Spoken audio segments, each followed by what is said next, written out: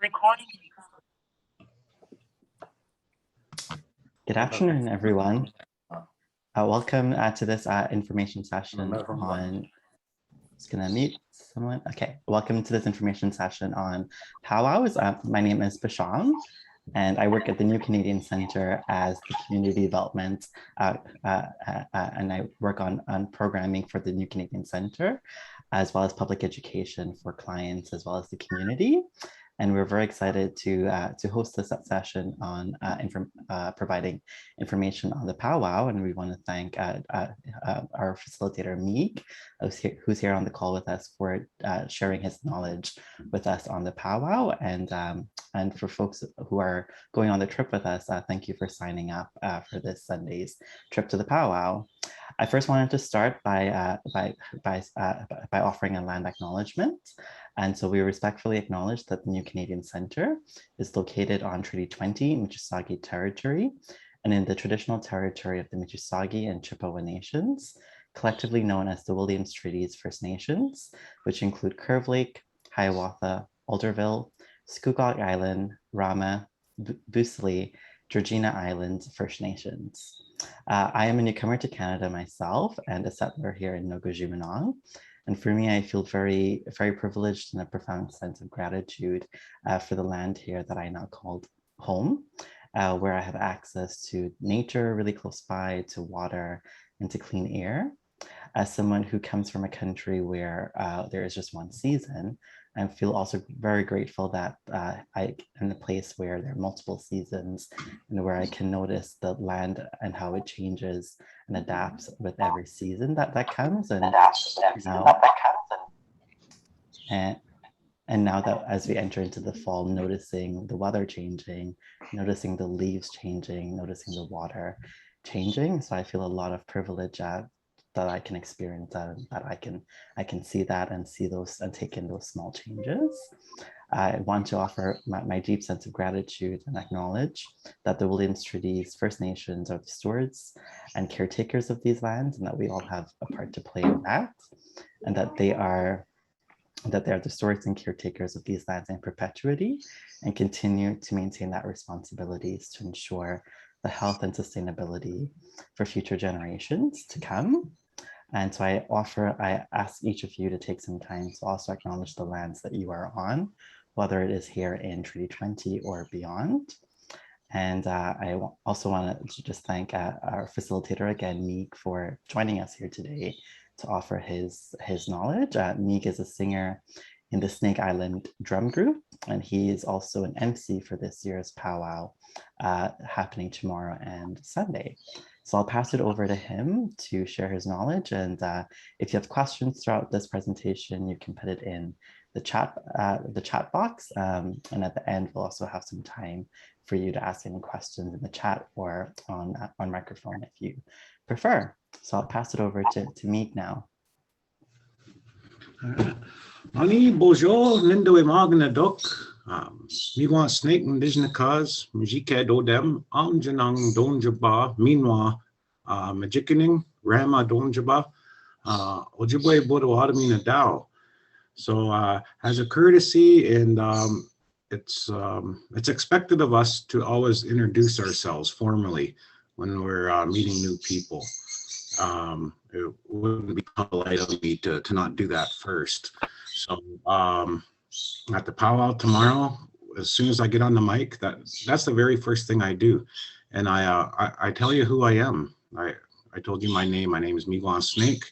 That's my indigenous name that I was born with. I was given at birth, and then maybe about 3 or 4 days after I was born, back in 1981, we still had to have an English name to put on our birth certificates. So a few days after I was born, they end up naming me after my father. So I'm actually John Snake Jr.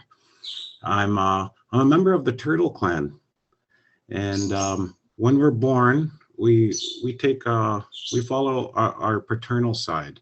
So we take our father's clan.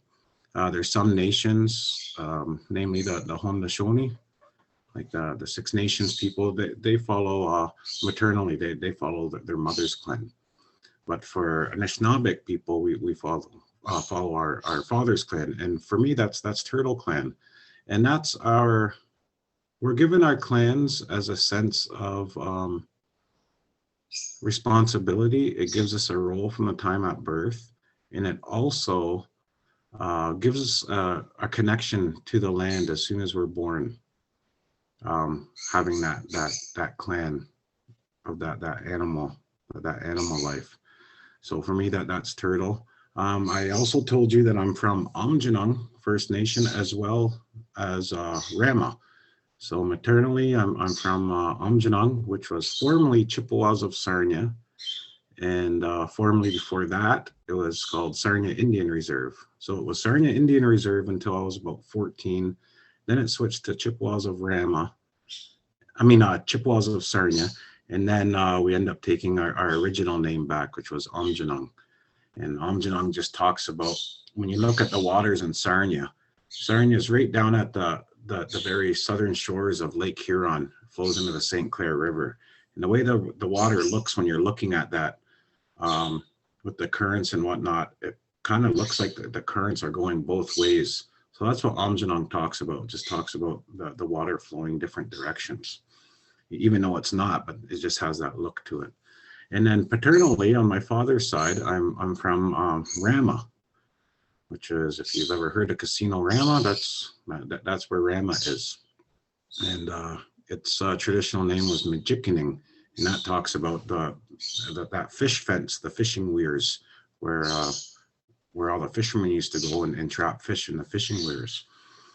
And then I told you my nations that I represent. In Canada, we'll say nations. So I'm an Ojibwe in Potawatomi, but Anishinaabeg people, we pronounce it Budawatomi.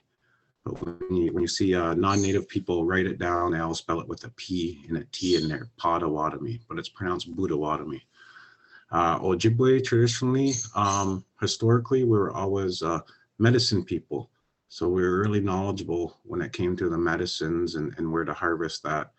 And on my Potawatomi side, we were keepers of the fire for the Three Fires Confederacy. So we always made sure that fire was lit when we'd be traveling somewhere else. The Potawatomi people would always keep those embers going to transfer fire. So that's a little bit about my nationhood. If you're on the other side of the medicine line, the other side of the border in the United States, they refer to their nations as tribes over there, which is it's just pretty much the same thing. So it's okay to say that over here in Canada also, but mostly in Canada we'll refer to our nations, our nationhood. So yeah, so I did tell you as soon as I get on the microphone tomorrow, that's how I'll introduce myself, and I'll welcome all yous, and again I'll do that today. I welcome yous all with a warm smile and a hearty handshake, and I'll call you my relatives, and I'll be saying that all day tomorrow too, referring to everyone that's in attendance as my relatives, even though we're not blood relatives. We're relatives here on our Mother Earth. We all come from the in our way of believing, our way of knowing, is we were all crafted from these same elements and minerals of the earth from our Creator. So we're all related. And that's what when we're gathering tomorrow, that's what we're doing in a really common misconception amongst people, especially people that are new to visiting powwows, is they think it's strictly for Indigenous people, strictly for the Native people. And it's not. It came to Indigenous people in a vision as a way to be bringing all nations together. So when you're there, we welcome all of you to join in. Just pay attention to when I'm on the microphone, because there will be times when just certain dancers will have to be out there. But for the most part, it's what we call a traditional powwow, which means it's mostly all intertribal dancing. And our intertribal dances, it's very self-explanatory. It's international, it's interdenominational. It's for all colors of man, all walks of life, to come together and celebrate life. And that's what we're going to be doing at our powwow. We call it a jinktamuk, is how we say it in our language, jinktamuk. And what that translates to is the sounds coming from the earth. So when I invite you over that microphone to come on out and do some intertribal dancing, don't be shy, because that's what it's for. It's for all of us. So I guess how I'll start off is I'll start off talking about the drum. Our drum. We also refer to our drum as our grandfather. We call it our grandfather as a reminder to us that we have to treat it with that respect, just as we would our grandparents. We if you can see over here in the corner, I have these are like our bigger drums that we use at powwows. Those are the drums that we call our grandfather drums. And if you see, I have a nice bed for it on the floor. I have nice soft blankets on there. I have a blanket covering over top of Grandpa there too, to keep our Grandpa warm. I don't really we feed our drums. We feed our grandfathers, and especially this time of year is usually when we do it. We'll always do it in the change of seasons, and we'll cook. We try to use our traditional foods, right? We'll use wild meat, fish, wild rice, berries, and we'll have that meal, and we'll have that meal right along with our grandfather drums. We'll make a small little plate for our grandfather drums, and we'll put that plate on top of our drums here, on top of our grandpa, as a way to share a meal, because we also believe there's a spirit inside of those drums. And myself, I know that there's a spirit inside of these drums. I've seen that spirit at play. I've seen the power that spirit has to uplift spirits, to uplift our spirits, uplift our mental and spiritual and our emotional selves. And so that our grandfather drums, they play that central role in what's going to be happening over the weekend. Those drums we have them sitting in the middle of our powwow arena, of the dance arena. And they sit in the middle because that spirit, when those singers are singing around it, and we're all hitting the drum in unison, all at the same time. And we sing those songs that have been around for our peoples for hundreds of years. There's so many thousands upon thousands of different songs. And the role of us singers sitting around these drums is to pay attention to the feeling that's going on around us, to catch the vibe of how everyone's feeling, and to kind of tap into that and pick the right song for the right moment. You know, we could, as singers, kind of just sing the top 40 hits, if you will, the songs that are really popular at the time in Indigenous country. But that's too easy to do. As a singer, how I was taught from my grandfathers and my uncles is you got to pay attention, and eventually, when that spirit moves you, that right song will come at the right moment, and then you can make that powwow do what you want it to do. You can turn someone's frown upside down. You can help somebody for that little while, take away their trials and tribulations that they've been feeling from Monday to Friday, the hustle and bustle of life. And so that's the role of those drums, and the sound of it just kind of radiating outwards. And if you can Google this too. I remember when I first started doing presentations like this, I knew how the drum makes me feel, and I've heard it from other people. So I kind of wanted to do a bit of a Google search, and I typed in, is there any kind of health benefits to drumming? And sure enough, a whole bunch of them popped up. Believe it or not, drumming, it decreases anxiety and depression. It helps your mental awareness. The other thing too, when we're singing on these drums, is we're chanting. We're using that universal language of chant. And that was another thing I typed into the Google search: is there any health benefits to chanting? And sure enough, the same things kind of the like helps with anxiety and depression, but it also says it promotes healing, physical healing. So with us using our voices,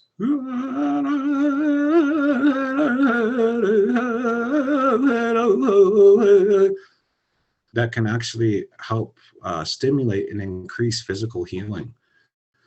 So there's a lot that goes into it. So of course we have those drums in the center because those sound waves, they go outwards, and then they touch those dancers that are out there dancing, and helps them with those feelings, helps their mental awareness, helps with if anyone's having those anxious thoughts and anxiety, right?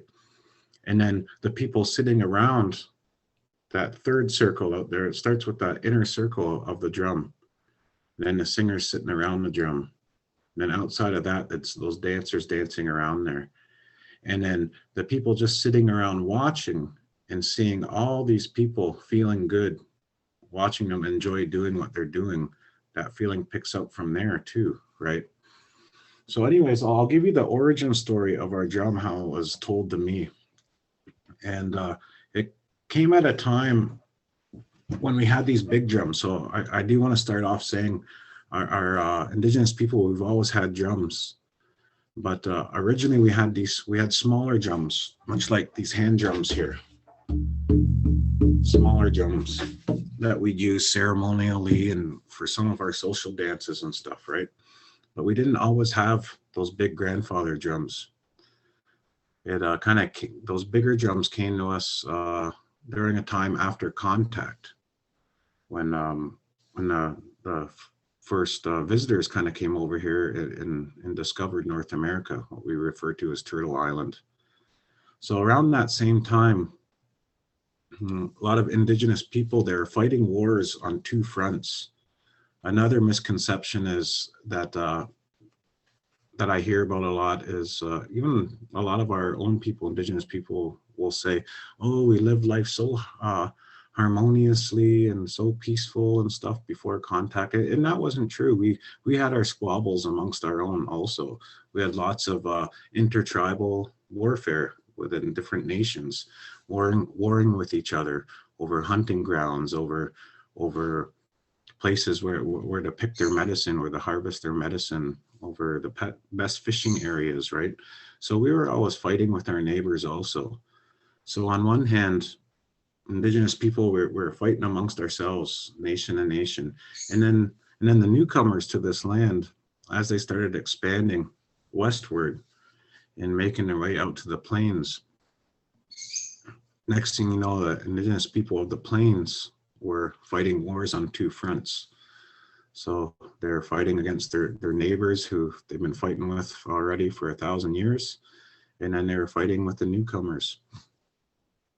So the story goes, there was this woman, and her name was, her name translated to Tail Feather Woman.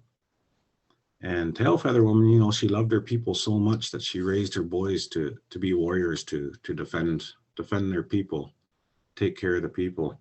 And she had those 4 boys. So she raised them to be warriors and was so proud of them to go off and be warriors. And then, long story short, all 4 of her sons died. And she mourned and mourned and mourned.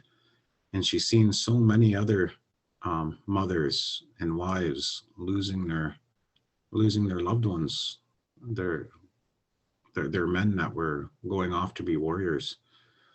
And so she started praying and praying and praying of a way to, you know, what can bring peace? What can stop all this fighting?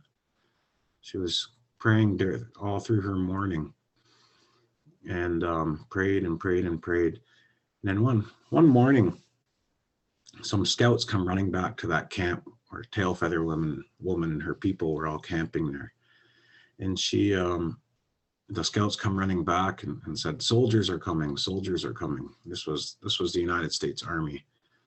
So United States Army comes charging into their camp and just pretty much almost wiping out all the people there. Tail Feather Woman got away, and she ran and ran and ran, scared for her life. And she's so scared, she wanted to seek refuge somewhere. She dove into this small inland lake. And if you ever see those inland lakes, those smaller inland lakes, they kind of get overgrown with those bulrushes and lily pads and whatnot. So she was so scared. She was holding her breath and hiding underneath those lily pads. Didn't want to get caught.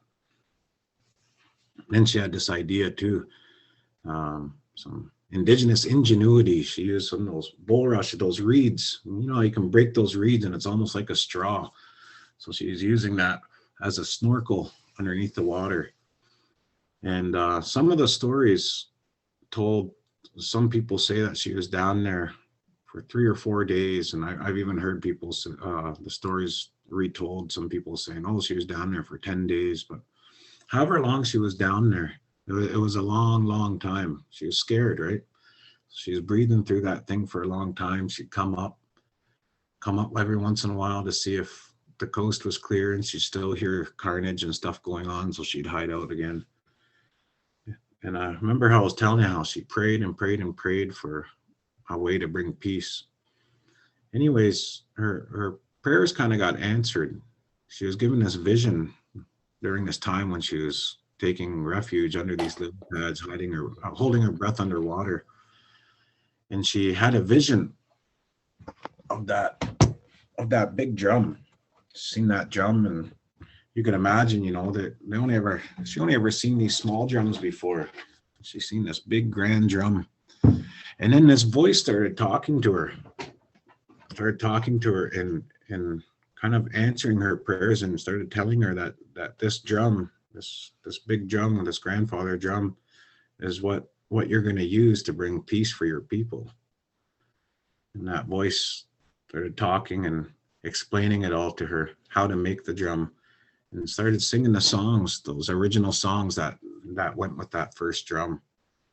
And she understood that voice to be the person, well, not person, but to be who she was been praying to, our creator.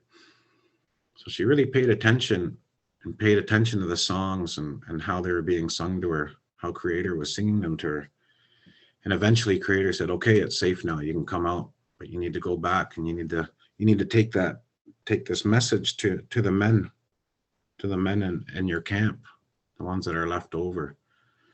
So that's what she did. And she went back to camp, see if there was any survivors, and there was a little bit of survivors left. And she told them about her vision.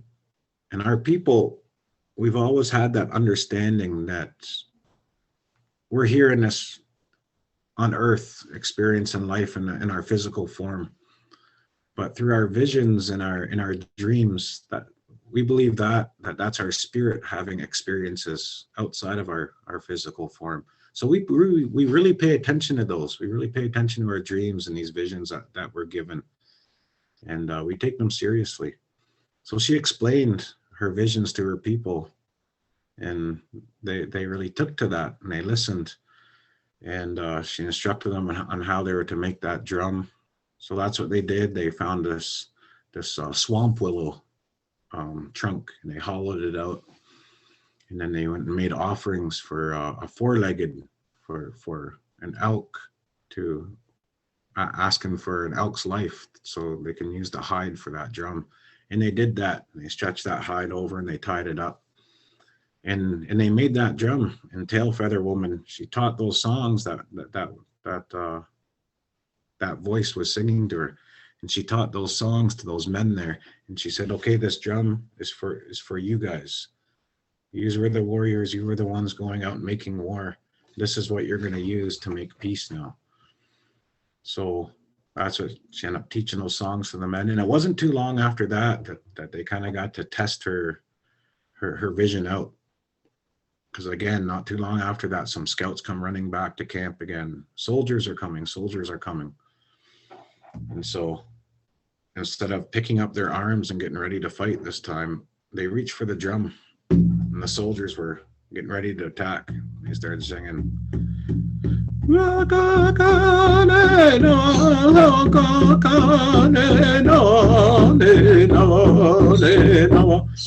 And whatever it was, I don't know if those soldiers, if maybe the sound of the drum and all those men singing like that, if it scared them off, or if it was something else. And the way my grandfather explained it to me was he thinks it was something else, because anyways, they didn't attack, and they went back to wherever their fort was, and their superiors kind of started giving them crap. You know, we gave you an order, you're supposed to follow through on those orders. You go over there and you take that camp out. So the soldiers had to go back again. They go back, scouts see them again, come back and warn the people, so they pick up the drum again. The soldiers getting ready to attack, and again they started singing again.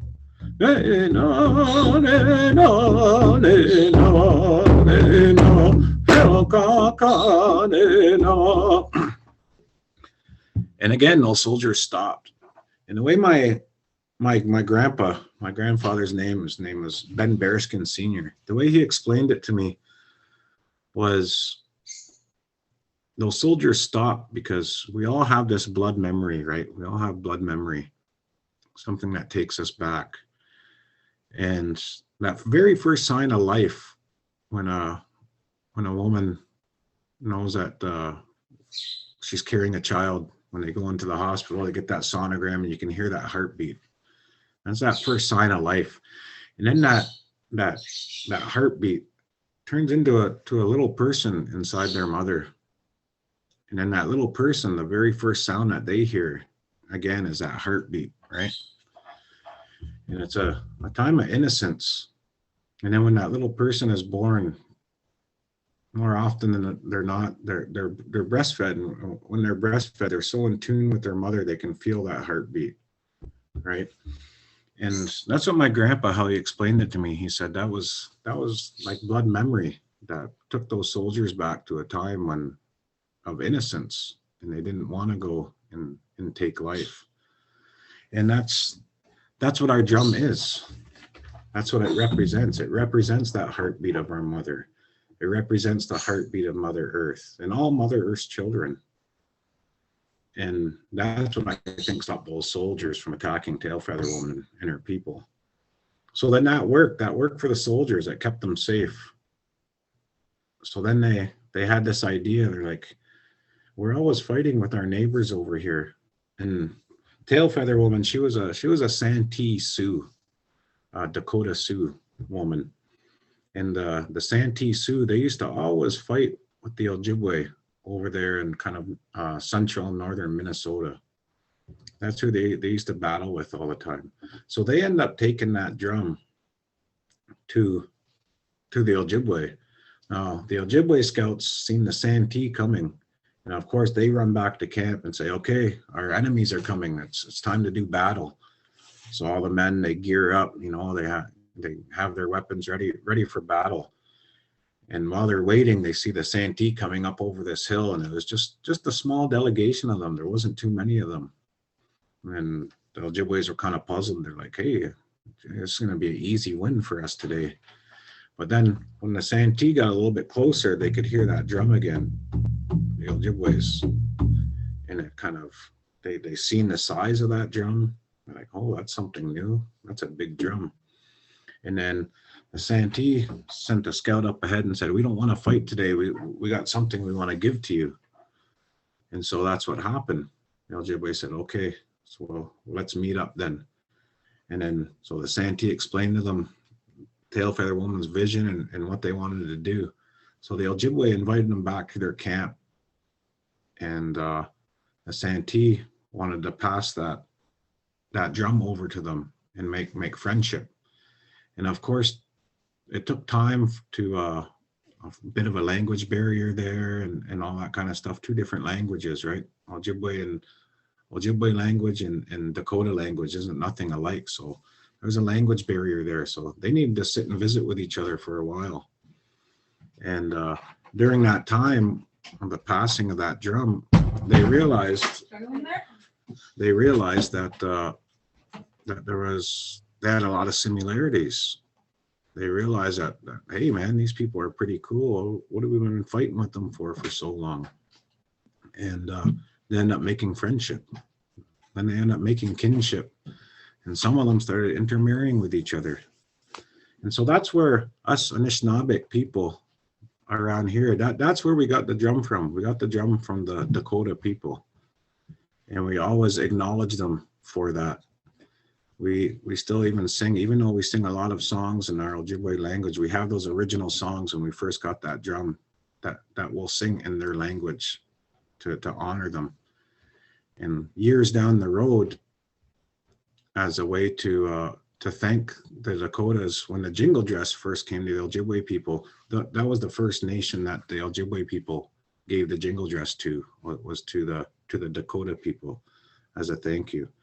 And anyways, so after that was given to the Ojibways, it started just like wildfire.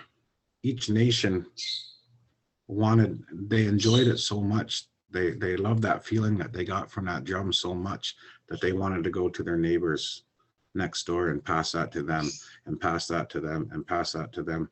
So for me, I don't think it was by accident that this drum came to the Santee, because their original territory was right in the heart of Turtle Island, right in the heart of North America, central to everything. And it needed to be central for it to be able to make its way to all the way across coast to coast in North America, right? And you can do that nowadays. You can go every single weekend, 52 weeks out of the year. There'll be a powwow somewhere across North America. So our powwows, it's a way for us to celebrate life. It's not a ceremony. So there's some small ceremony aspects to it, like we'll have a lot of our sacred items. You'll see eagle feathers and stuff like that. But when you're visiting the powwow tomorrow on Sunday, it's okay to laugh. It's okay to have a good time. You're not at a ceremony. This is the other side of life for us. This is our social life, and it's a way for us to celebrate. You know, like especially in the United States, it was kind of on that side of the medicine line where powwows originated from. They weren't even allowed to pray the way that they wanted to pray, or even have their dances and singing on those drums until 1978. So for us, it's a big celebration. It's a way for us to celebrate that we're still here. It's a way for us to invite our non-Indigenous relatives to come into that circle and join in with us. We also refer to that circle there. Sometimes you'll hear me say that over the mic. Come on in here and let's dance around the world. Because for us, we look at it as a world, that whole dance arena, that dance circle, because it's supposed to include all walks of man, all walks of life, all colors of that medicine wheel. And so we want to be welcoming when you come there. At the same time, make sure, proper etiquette. Anyone that, a lot of the dancers and stuff that will be wearing their dance regalias, and that's what we'll call them. We call them dance regalias, or we call them our outfits, or we'll call them our dance clothes. But we never ever call them our costumes. So we can go to Party City and grab one of those. We can grab a costume over there, but a costume is something you kind of toss on to be something that you aren't, right? So we're dressing up, being who we are. So if you want to ask someone about something on their outfit, you just make sure you use the right terminology. So you can say outfit, you can say your dance clothes, your regalia, and all that's fine. And but yeah, and just be respectful. All the dancers that you'll see over there, they're all welcoming, nice people. If you ask them to take a picture, they'll say yeah. So don't be scared, but don't ever go up and try maybe like pull on something or nothing. Like always ask first, is it okay if I take a closer look at this maybe, instead of just grabbing and touching right away. So So yeah, my role on the weekend will be MC. So I'll be the master of ceremonies. We also call him an announcer. They also have another word called Iapaha. And our Iapaha is that kind of translates to the ones that have permission to speak publicly.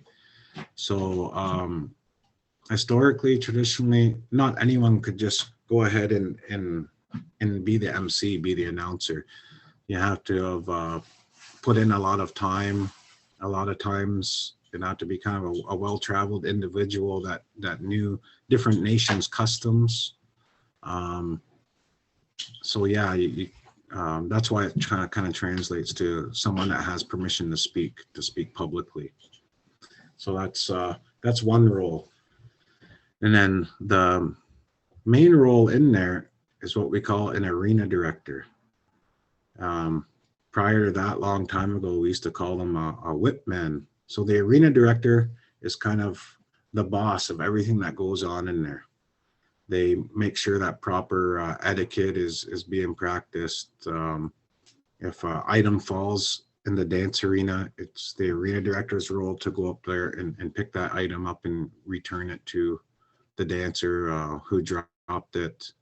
Um, if usually anything that any questions that arise, like if someone comes up and wants to request a special song, a lot of times people will come up to the MC and say, "Oh, we need to do this," and I always refer them. That's not my role. I follow what I'm told to do. You have to go talk to the arena director. So the arena director this weekend he's actually my father-in-law. His name's Bruce Smoke, and he's been powwow singer and powwow dancer for a good 50 years now. So that's another role too that it takes a lot of years to be able to have the rights to do that. So, and nowadays our arena directors, they're a lot kinder and whatnot. I did kind of mention how historically they used to be called a whip man. So long time ago, back when our powwows were more of our more kept to our war dance societies. Our whipmen were gentlemen that actually carried around it was just like a whip. It was a horsehair whip, and what they would do is there'd be special songs taking place at these war dance societies, and anyone that wasn't getting up to dance for these songs that were intended for them, the whipman had the right to kind of give them a lashing with these whips to follow these proper protocols. And of course, as time evolved and whatnot, our war dance societies, they're not as prevalent. They're not as common anymore. Seeing that we were in a lot more peaceful times, so that role kind of got transferred over, and we call that an arena director instead. And instead of really being stern and whatnot, now they're a lot more welcoming people, because again, I can't stress it enough. Over the course of the weekend, we want to welcome you. We'll start the weekend off, start each day off with what we call a grand entry. So powwow, it's kind of like a combination of different things from the way different nations across North America do things. And our grand entry was something that we didn't always do. We never always did that with our powwows. But what happened was, how I was saying, 1978 was when we were allowed to start doing these things again without hiding out to do them. There used to be this thing called this Buffalo Bill Wild West show. So he used to have this traveling Wild West and rodeo show that he'd take all around the nation, and with cowboys and whatnot. And depending, every place that he would go, he would get the local First Nations people.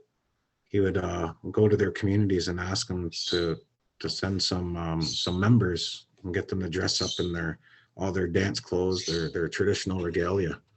And at the beginning of these Wild West shows, he would parade them all in. And everyone in the stands and the grandstands would be, yay, you know, cheering around like that. And the First Nations people, the Indians at the time, man, they thought that was kind of cool. They liked how everyone was cheering them on and hooting and hollering and clapping for them. So we really liked that, actually, and we ended up taking that, we adopted it, and we added it to our powwows. And the ones always leading in our grand entries is our veterans all the time. This tradition, as I was saying, it kind of a lot of it is derived from our old war dance societies. So it has a really high military overtone. First and foremost, we always honor our veterans. And that's why they always lead all the dancers, and we can't have a powwow either without making sure we have a head veteran. So first and foremost, that's the most important role, is to have a head veteran.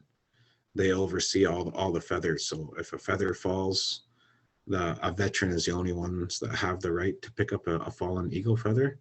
As our eagle feathers, when they fall, it represents a fallen warrior.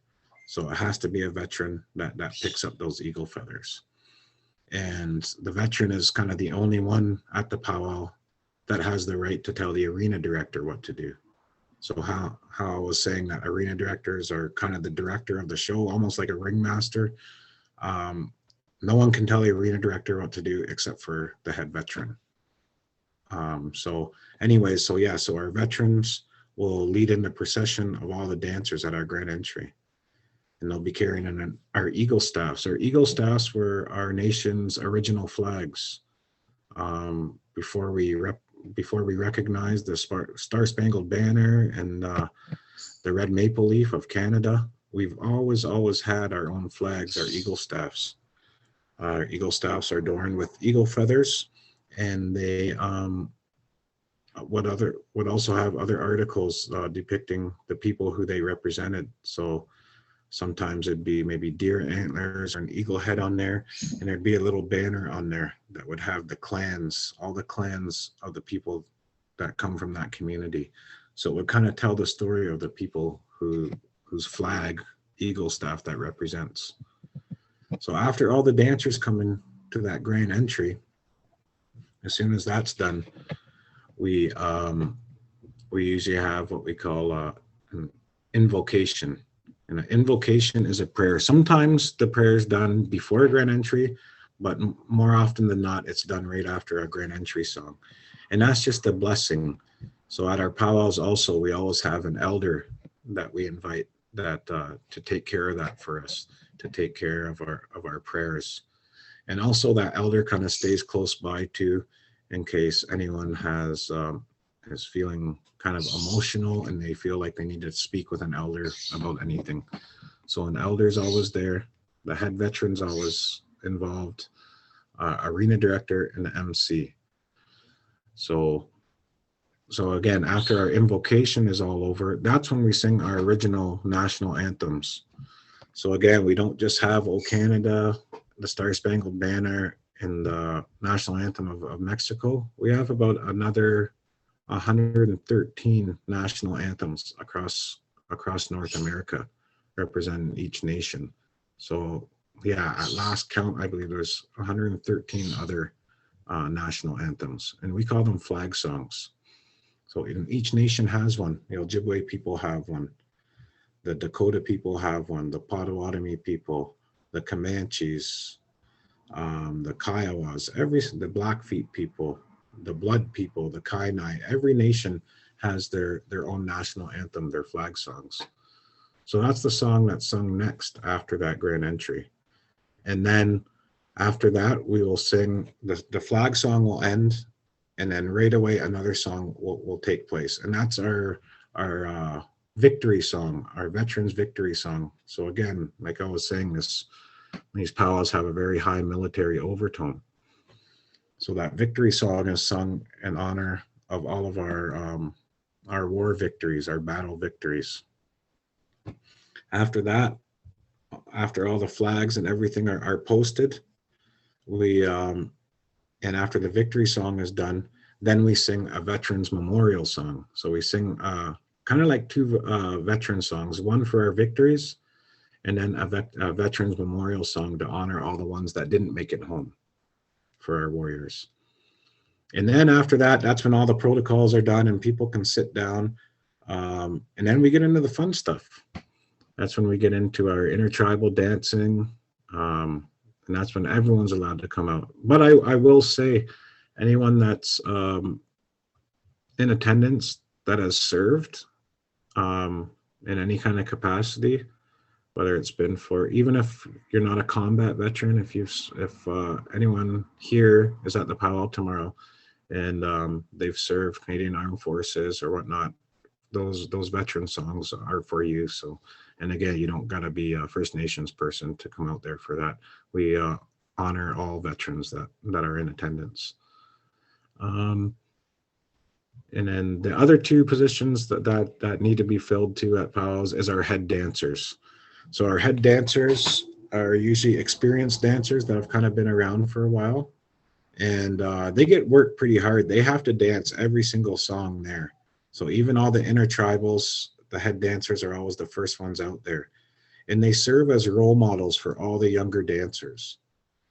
So that's why we usually choose kind of dancers that have been around for a while, that have a lot of experience, because the younger ones always look to the head dancers for guidance. If there's a certain song being sung and the dancers don't know how to dance to it, because we have all kinds of different kinds of dances and social dances, and a lot of times the younger ones might not have done a certain dance yet. So our head dancers have to be well versed in all those different styles of dances. So we always have had dancers there also. But yeah, my biggest advice throughout the weekend is just pay attention to the MC.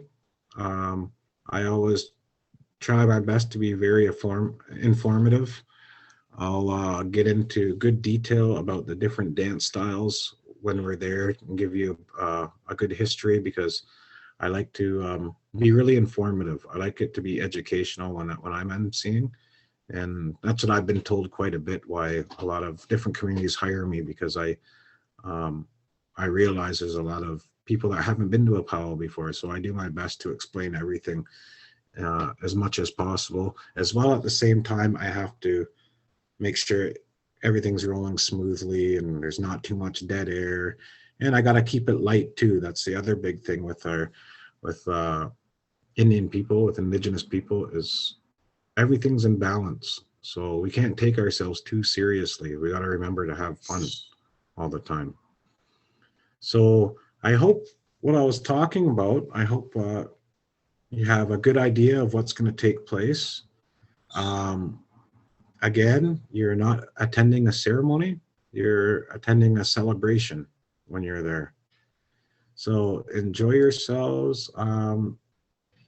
Even at the vendors, the arts and craft people, one thing I can say is it's not the St. Lawrence market. So a lot of times the price that's on there is the price that you're going to pay. A lot of these people, hours upon hours go into a lot of the arts and crafts that are being sold. I know my wife, she beads a lot, so, and she also makes moccasins all by hand and stuff like that.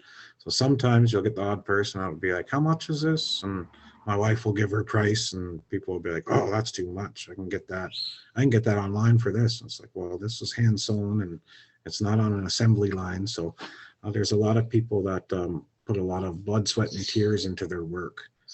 So try not to haggle too much with the vendors.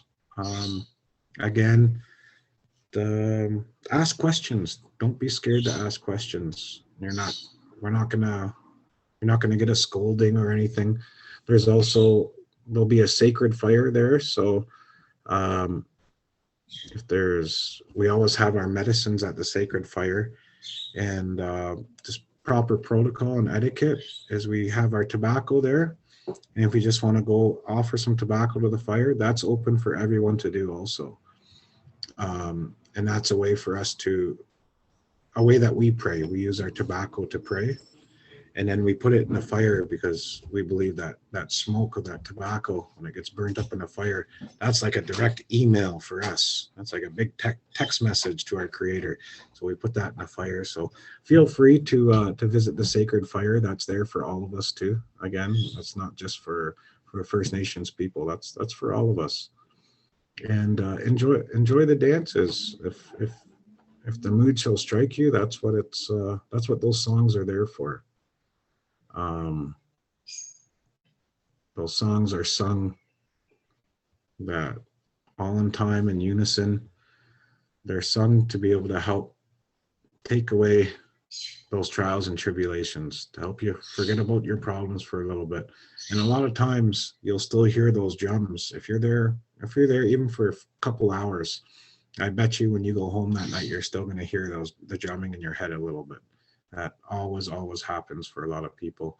That's taking that feeling home with you. And I know for me, especially over this past 2.5 years with COVID, it was nice this past summer because we were able to gather again. And I found that this past 2.5 years, we were so focused on our physical health that it seemed like our mental and emotional and spiritual health kind of got put on the back burner a little bit because we were so focused on not getting sick. But we didn't have these outlets to help with our emotional and mental and spiritual. So for us, that's what these powwows are. It's a way for us to help take care of ourselves spiritually, mentally, and emotionally. It's an outlet. It's a way to be able to hear those songs, go out there and just let the music be your master, really, for a lot of people. They feel it and they leave it all on the dance floor, and it's an outlet. It's just a way to bring good feelings. So I was glad I was able to come here and share today. If there is any questions, feel free. Anything that I might not have touched down on that you're hoping to hear, I can do my best to answer it for you now. If not, I hope to see all of you tomorrow.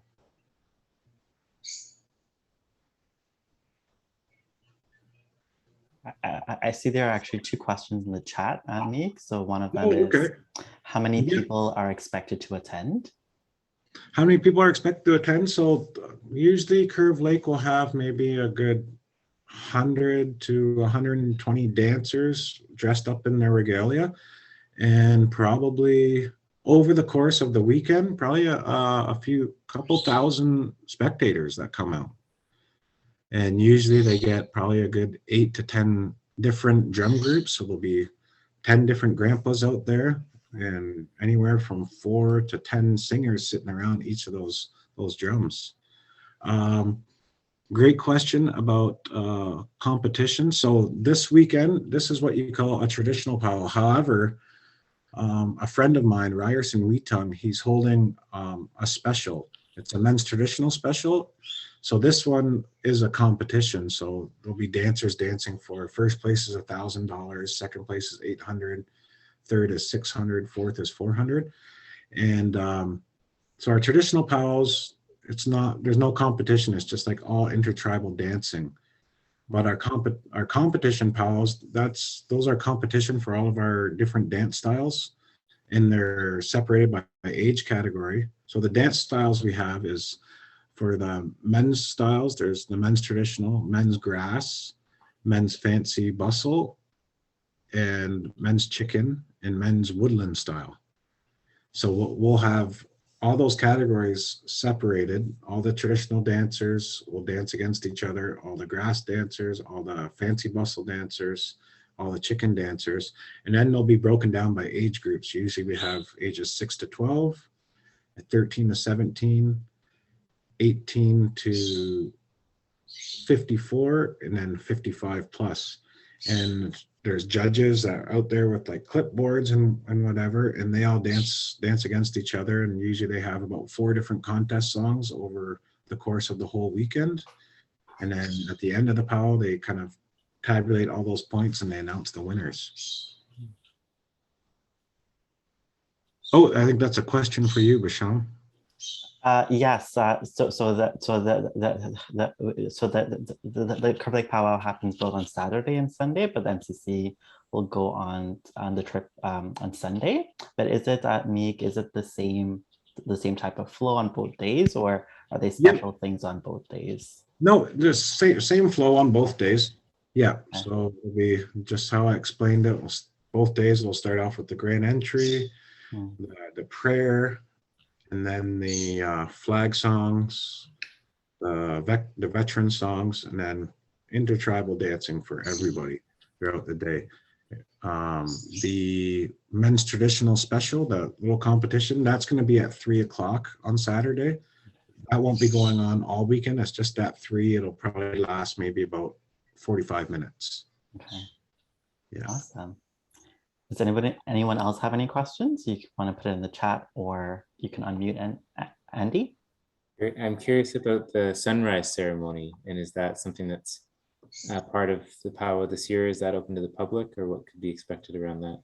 So the sunrise ceremony, usually how I was talking about how the each powwow committee will invite an elder, and that's just a way to greet the day.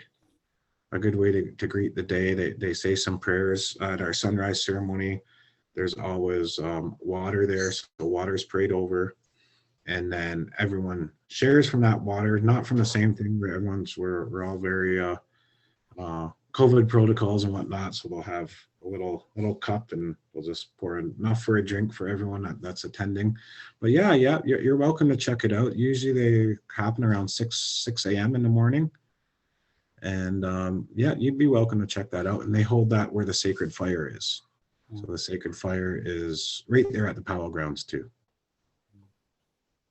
And yeah, all that is a way to give thanks for the day and to start the day off in a good way. So prayers are said there as a way to give blessings for the weekend that's to come.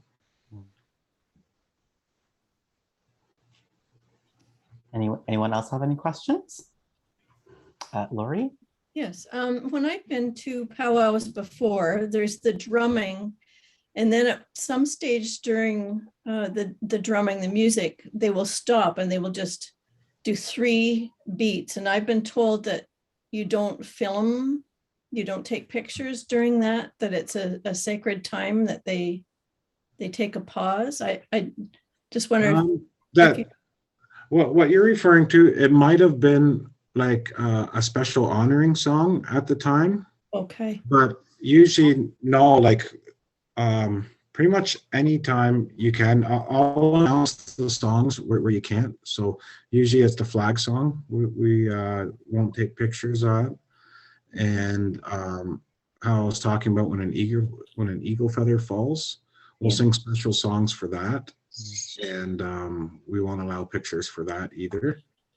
And depending on if it's a certain kind of honor song, a lot of times that's up to the family. So if the family if I'm speaking on the mic for the family, if they say we don't want any pictures at this time, then I'll always announce it. So if you don't hear me say no pictures at this time, then you'll be able to take pictures. I'll always announce when you can. Okay, very good. Okay. The traditional outfits are just so amazing. The Yeah, work that goes into some of them it's just wow. Yeah, especially a lot of the ladies. You'll see some of the women's traditional dancers, the ladies. A lot of them have fully beaded tops from mid-thigh range all the way up to here, and it's all beads, like good 50-60 pounds too. Yeah. And I know my aunt, I think it took her 3.5 years to bead her top, her fully beaded top. Oh, Yeah. wow. Beautiful. Thank you. Yep. Awesome. I'm also curious, how do nations choose the dates of their powwows? Is there a Usually, special? not really, unless a lot of some nations have their veterans powwows, so a lot of them, and there'll be a lot of multiple powwows on the same date too. So right now, this weekend, there's a powwow here in Curve Lake, just outside Peterborough. There's one just outside Sault Ste. Marie. There's one in Rochester, New York. There's one in San Manuel, California. Okay. So, and there's another one in South Dakota too. So there's powwows going on all over the place. But a lot of times, veteran memorial powwows, they'll have them usually on Memorial Days or maybe close to Remembrance Day if they're in Canada. Okay. But and a lot of them have been having their celebrations for, some of them are up to, I know back home in Sarnia in Amjanang, we're at our 60th annual, and they've always had it the third weekend of June. So they always keep it the third weekend of June. So usually the other communities know, okay, Sarnia has theirs the third weekend of June, so we'll have ours the fourth weekend. And that's how the powwow trail is made, right? So neighboring communities will kind of have their powwows one weekend after another, so that way people can hit them all in a row like that. Yeah. Okay. Awesome. Any final questions from anyone? No?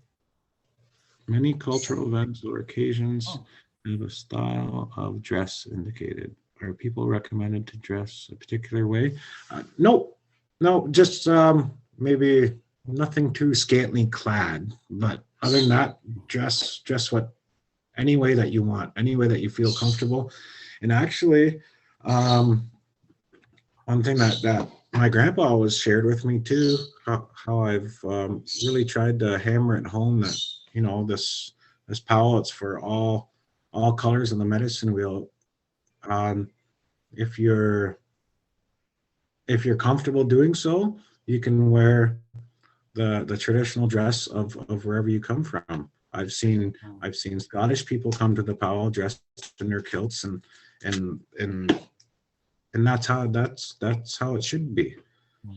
Everyone dress according to their culture and where they come from, right? I've seen Buddhist monks come up with wearing their robes, and that's another cool story too. We actually have a set of 3 songs back in the early 1970s. Some First Nations people in South Dakota ended up making good friends with some Buddhist monks, and they shared songs with each other. And if you ever hear the way that Buddhists chant, it's kind of similar. So they end up trading 3 songs. The Lakota people in South Dakota, they gave the Buddhist monks 3 songs, and the Buddhists gave the Lakotas 3 songs. And all they really had to do was still kind of sung the same, but they just kind of had to tweak it a little bit so it could match the timing of the drumming. But yeah, so it's a really, really cool story. I actually know two of 3 of those songs, actually, the ones that were given to us from the Far East.